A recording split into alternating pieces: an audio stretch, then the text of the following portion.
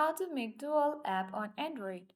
Hi everyone, this is Rose from Create Login and Delete. Without further ado, let's dive right into the video. First, we will launch your phone settings.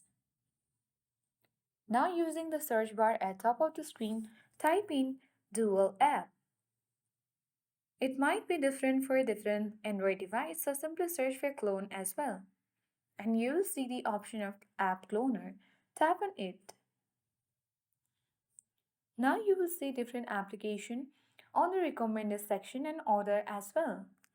Simply you can choose any kind of application for which you want to make dual app on Android. Suppose for Instagram, tap on it. Now make sure to toggle the button on for create app clone. Unfortunately, there is no free space on my device, that's why I am not able to create dual application.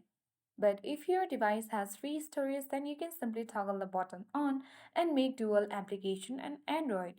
And on your home screen, you will simply see the dual app for any kind of application on your Android device. So that is how we make dual app on Android.